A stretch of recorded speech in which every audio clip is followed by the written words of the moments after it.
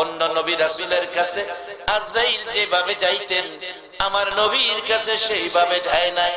আমার নবীর কাছে যাবেন আজরাইল, আল্লাহ বলেছেন আজরাইল রে বন্ধুর অনুমতি ছাড়া ঘরে ঢুকবা না, বন্ধুর অনুমতি ছাড়া বন্ধুর রূহে হাত দিবা না, আমি আল্লাহ নিষেধ করে দিলাম।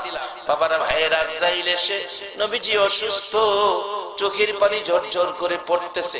আম্মা জান আয়েশা সিদ্দিকা রাদিয়াল্লাহু তাআলা আনহার হুজরায় ছিলেন।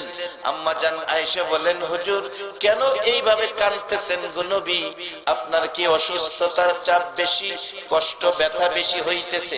আমার নবী কান্দে, আয়েশা রে অসুস্থতার চাপ ব্যথায় কান্দি না রে আয়েশা, আমি কান্দি কিছুক্ষণের মধ্যে আজরাইল আসবে, আমি যদি দুনিয়ার থেকে বিদায় হয়ে যাই আমার এতিম উম্মতের কি উপায়?